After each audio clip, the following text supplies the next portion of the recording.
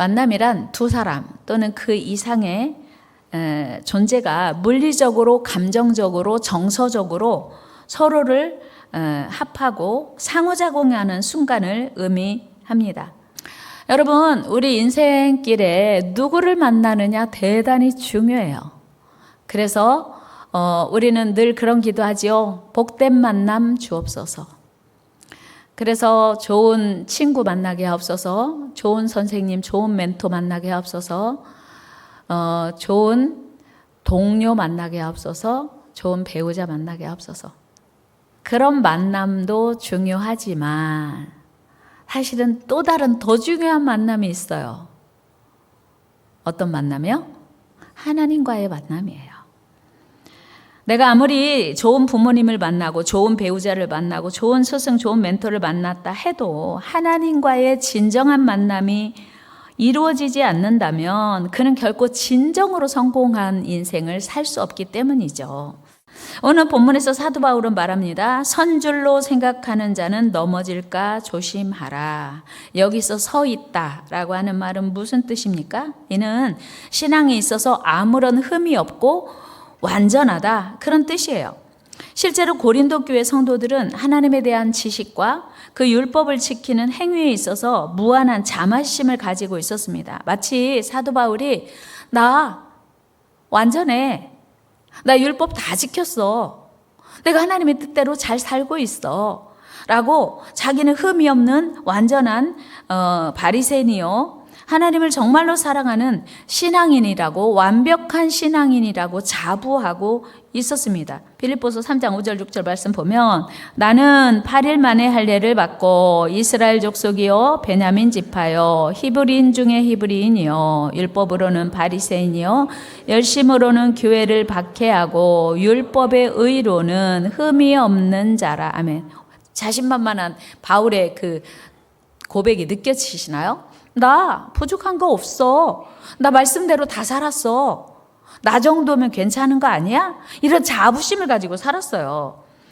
그런데 그렇게 자신만만했던 사도 바울이 다메섹 도상에서 부활의 주님을 만난 이후에 자기 정체성이, 자기가 그동안 가지고 있었던 확립했던 정체성이 와르르 무너졌어요. 왜요? 하나님의 평가는 자기가 생각하고 있는 거하고 너무 다르기 때문이었어요. 우리 사도행전 9장 5절 같이 읽어볼까요? 시작. 대답하되 주여 누구시니까? 이르시되 나는 네가 박해하는 예수라. 아멘.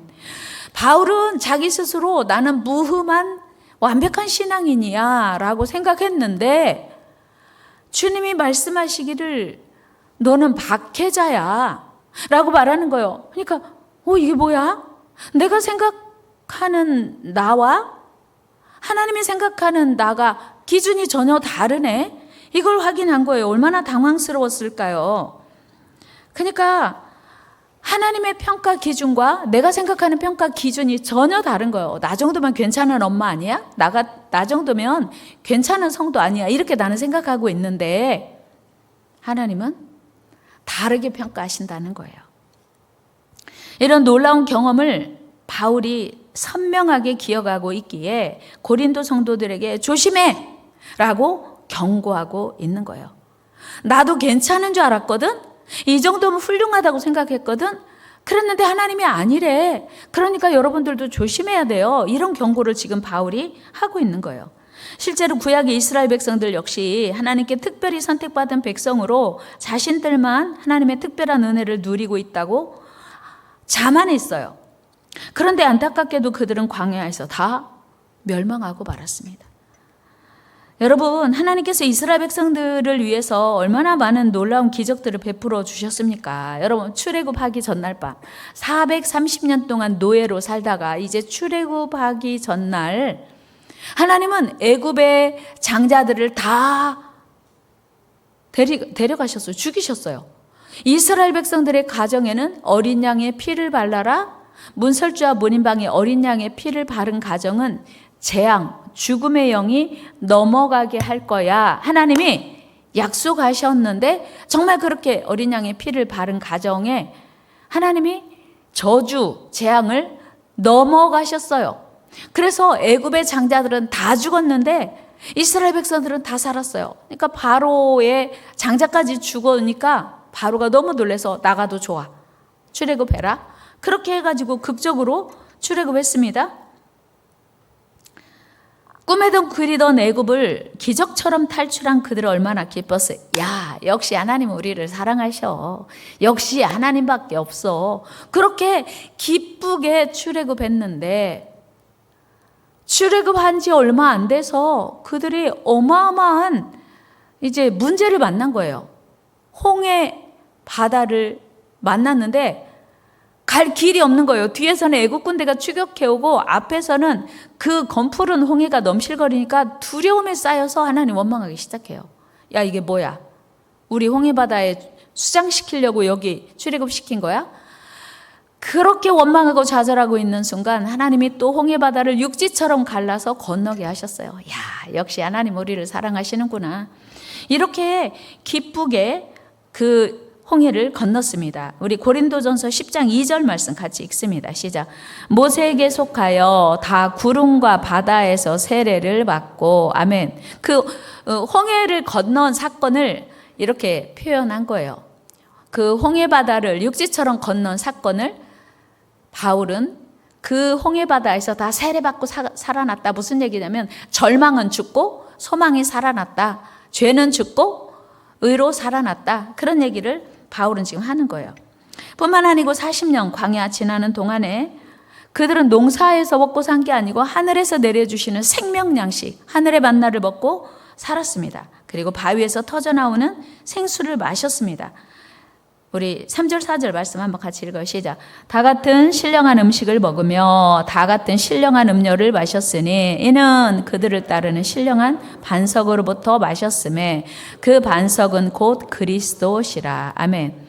그러니까 40년 동안 농사에서 먹고 산 게 아니라 아침마다 내려주시는 하늘의 양식을 먹고 살았던 거예요. 기적이죠. 야, 아침마다 하나님이 이렇게 우리를 먹여 살리시다니. 그들은 하나님의 특별한 사랑에 감동했고요, 감사했어요. 이렇게 계속하면 우리는 반드시 가나안에 들어갈 것 같았던 거예요.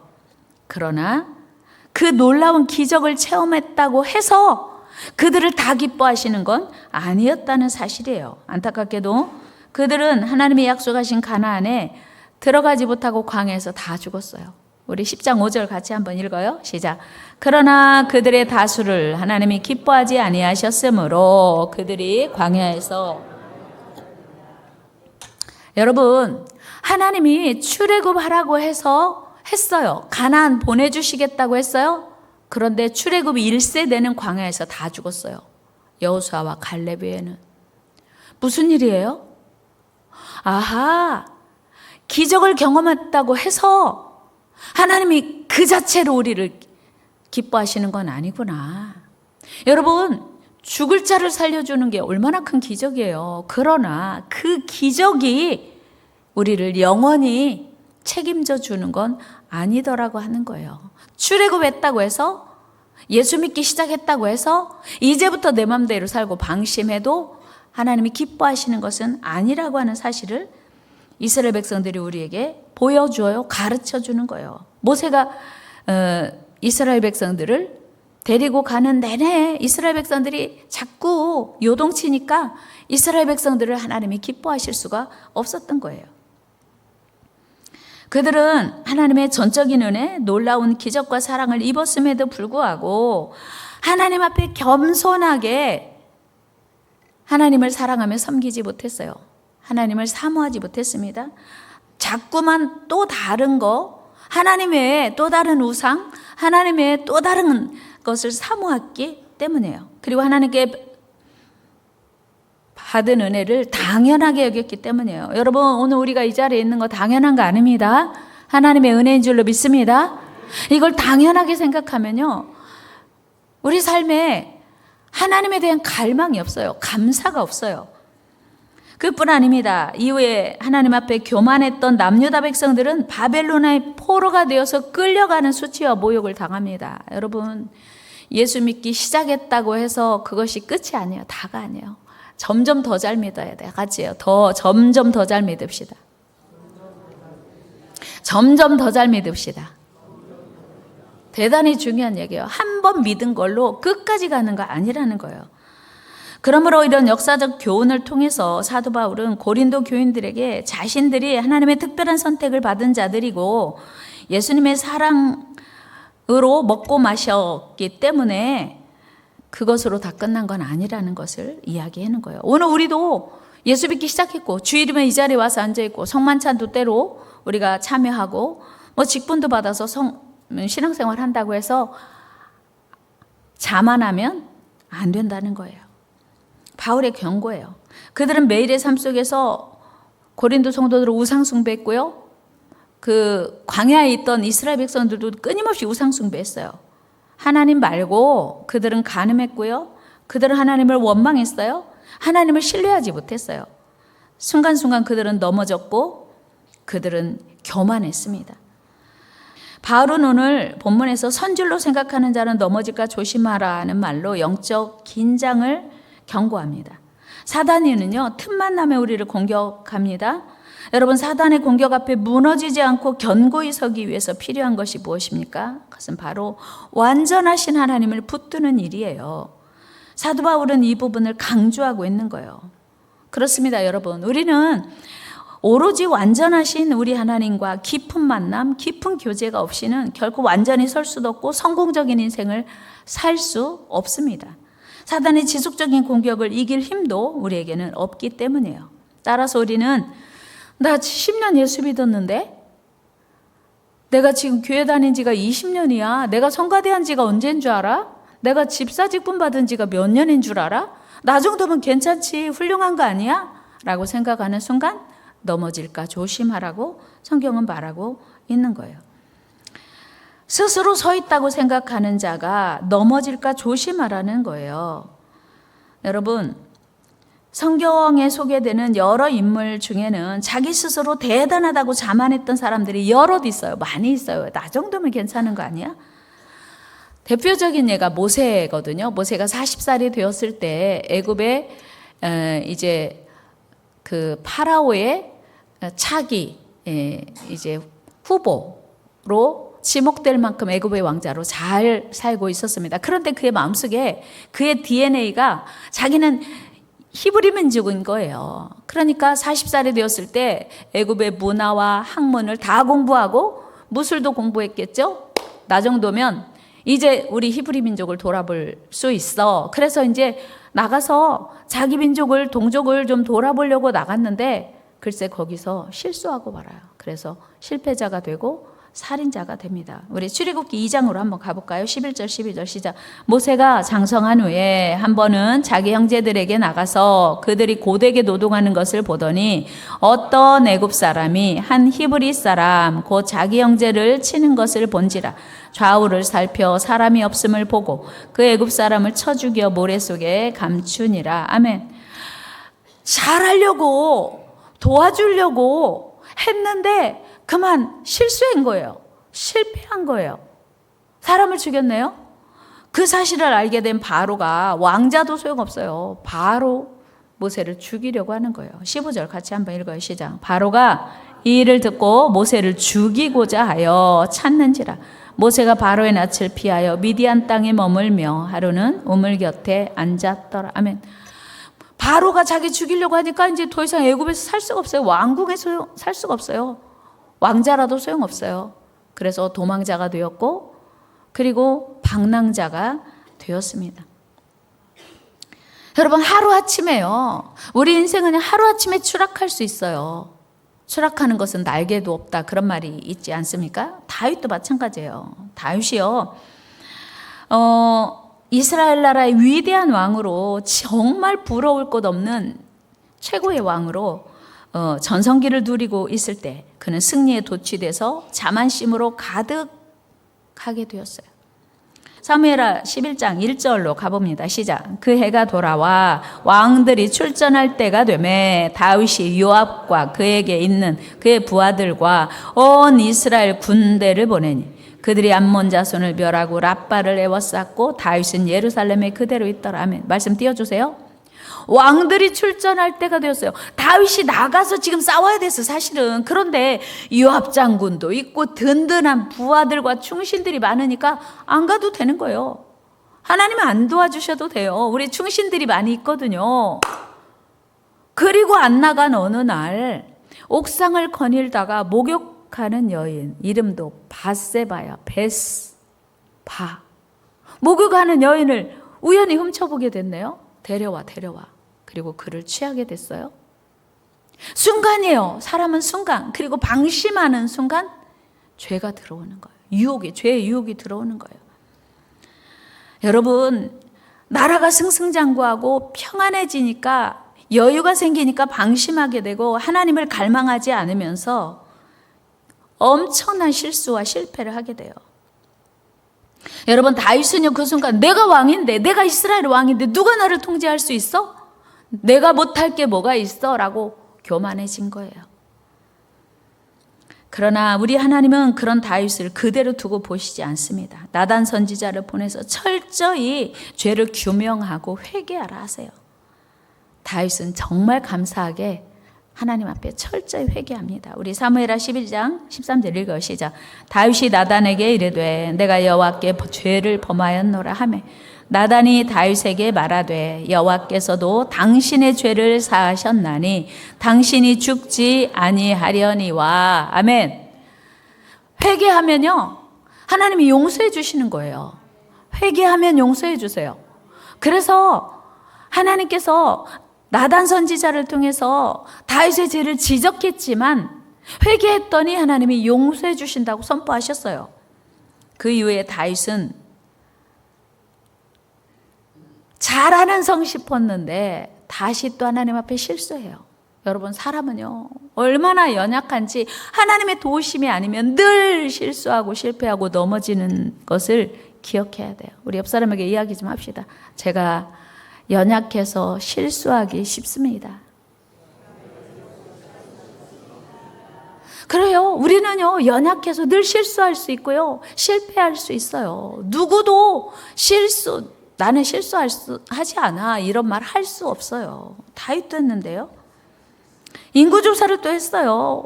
자기 스스로 내가 이뤄놓은 나라, 천만의 말씀, 하나님이 허락하신 나라죠. 근데 다윗은 교만해져가지고 내가 이룬 나라, 병력이 얼마나 되는지, 군사가 얼마나 되는지, 백성들은 얼마가 되는지 인구조사를 하라고 한 거예요.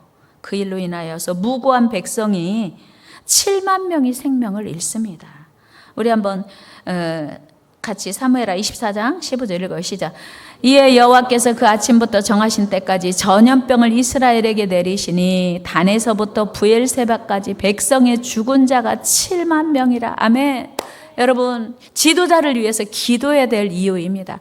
한 사람의 지도자의 잘못된 선택으로 7만 명, 무고한 백성 7만 명이 희생당한 거예요. 우리 기도 많이 합시다. 여러분, 이처럼 우리는 하나님의 도움 없이도 내 힘으로 살 수 있다고 큰 소리치는 교만을 행하는 순간 넘어지게 되는 거예요. 실수하는 거예요. 실패하게 되는 거예요. 사람은 누구나 실수할 수 있고 실패할 수 있습니다. 그러나 문제는 그 실패의 자리에서 자세예요. 다윗이 그 엄청난 실수 이후에 더 이상 자신의 힘이나 능력이 아닌 여호와 하나님만 의지했고 하나님만 자신의 도움이 되기를 갈망합니다. 시편 30편 10절 읽어요. 시작. 여호와여 들으시고 내게 은혜를 베푸소서. 여호와여 나를 돕는 자가 되소서 하였나이다. 아멘. 이제는 더 이상 군대가 나를 돕는 게 아니라, 병거가 나를 돕는 게 아니라, 병사가 나를 돕는 게 아니라, 병력이 아니라 여호와여 나를 돕는 자가 되소서. 다 같이 여호와여 나를 돕는 자가 되소서. 이 믿음의 고백이 우리 일생 끝나는 날까지 계속되기를 축복합니다. 다윗은요 실수를 딛고 다시 일어섰는데요, 그 비결은 뭐냐면 하나님을 자기의 도움으로 삼았다는 거예요. 다윗이 넘어졌을 때 하나님으로 다시 서기를 갈망하며 이스라엘의 진정한 왕 되신 하나님, 그분 앞에 나아갔던 거예요. 우린 넘어졌을 때가 중요해요. 넘어졌다고 생각했을 때 낙심하지 말고 하나님께 넘어져야 돼요. 같이 우리는 넘어져도 하나님 앞에 넘어집시다. 아멘. 하나님 앞에 넘어져야 돼요. 어떻게 됐습니까? 다윗의 결말이요, 너무 아름답고 복돼요. 하나님으로만 도움을 삼기로 결단한 다윗의 일생을 하나님이 이렇게 복 주셨는데요. 마태복음 1장 1절이에요. 같이 읽어요. 시작. 아브라함과 다윗의 자손 예수 그리스도의 계보라. 아멘. 이보다 더 멋진 말이 어디가 있어요. 믿음의 조상 아브라함을 이어서 다윗 가문에 예수 그리스도가 오신 거예요. 제가 12월 기도회를 시작하면서 첫날에 이 말씀 읽었어요. 믿음의 명문 가문 세우게 하옵소서, 자녀들이 자랑스러워하는 선대가 되게 하옵소서. 이 기도 지금 우리 계속하고 있습니다. 여러분, 여러분으로 시작한 여러분들의 가문이 지난 건 어떻게 할 수 없어요. 내 마음에 안 들어도 바꿀 수 없으나 나로부터 시작된 우리의 가문이 하나님이 책임지시고 축복하는 믿음의 명문 가문 되기를 축복합니다. 아브라함과 다윗의 자손 예수 그리스도의 계보라. 이보다 더 자랑스러운 축복의 말씀이 어디가 있습니까? 여러분, 이런 은혜 받기를 축복합니다. 오늘 본문의 사도 바울도 그 교만과 자만을 모두 던져버리고 난 후에 진정으로 하나님께서 세우신 이방인의 사도로 땅끝까지 복음 전하는 그 사명을 감당하기 위해 달려갈 수 있었습니다. 여러분, 우리는 연약하여 늘 넘어져요. 늘 실수할 수 있습니다. 여러분, 한 해를 마무리하는 이 성탄의 계절에 온 세상의 왕 되신 예수 그리스도를 기다리는 이 대림절에 우리 삶의 진정한 승리, 완전한 승리로 이끄실 주 예수님과의 동행을 더욱 사모하고 갈망해야 되는 이유입니다. 여러분, 예수님의 이름이 뭔지 아세요? 예수님의 이름이 첫째는 예수예요. 예수. 자기 백성을 저들의 죄에서 구원할 자. 두 번째 이름은 임마누엘인데, 임마누엘은 마태복음 1장 23절에 이렇게 표현하고 있어요. 같이 읽어요. 시작. 보라, 처녀가 잉태하여 아들을 낳을 것이요 그의 이름은 임마누엘이라 하리라 하셨으니. 아멘. 하나님이 우리와 늘 함께, 연약한 우리와, 쓰러지기 쉽고 넘어지기 쉽고 실수하기 쉽고 실패하기 쉬운 우리와 함께 하신다가 예수님의 이름이에요. 임마누엘. 이 은혜가 여러분들의 삶에 계속되기를 축복합니다. 옆 사람과 인사, 우리 넘어지지 맙시다. 넘어질까 조심합시다. 넘어졌으면 예수님과 다시 일어섭시다. 마지막 이야기 하나 하고 말씀 마치려고 해요. 미국의 제22대 대통령 클리브랜드 취임식 날, 감옥에 수감된 한 젊은이는 신문을 들고 비통해 했습니다. 30년 전 어느 주일 저녁 두 젊은이가 방탕하게 살기로 작정을 하고 도박장으로 향하던 길이었습니다. 도박장으로 가는 길에 길 옆에 작은 교회가 있었고 그 교회 게시판에 그날 저녁 목사님의 설교 제목이 기록되어 있었습니다. 그 설교 제목이 무엇이었냐면 죄의 싹슨 사망. 죄를 심으면 사망을 거둔다는 말이었어요. 그 순간 한 젊은이가, 야, 우리 도박장 가기로 했는데 오늘 교회 가서 예배드리자. 여기 가면 안 될 것 같아. 그리고 그 청년은 교회로 들어가서 예배를 드리고 새로운 인생 살게 됐어요. 그런데 다른 한 청년 친구는, 야, 우리가 도박장에 가기로 한번 약속을 했으면, 남자가 한번 하기로 했으면 끝까지 해야지. 그리고 난 도박장 갈 거야. 안녕? 하고 헤어졌어요. 그리고 그 친구는 도박장으로 갔어요. 그리고 30년이 된 후에 이 친구는 미국의 제22대 대통령이 되어서 취임하게 된 거예요. 그 소식이 신문에 대서특필된 것을 감옥에 있는 다른 친구가 본 거예요. 그날 내가 그 친구를 따라서 교회 갔다라면 어떻게 되었을까? 통한의 눈물을 흘리게 되었다고 하는 거예요. 클리브랜드는 그 이후에 24대 대통령이 되기도 했습니다. 미국의 대통령을 2번이나 한 거예요. 사랑하는 여러분, 우리는 매 순간 주님을 선택해야 합니다. 우린 연약하여 넘어지기 쉽기 때문이에요. 능력의 주님만이 우리를 다시 일으키시고 영원히 세우는 줄로 믿습니다.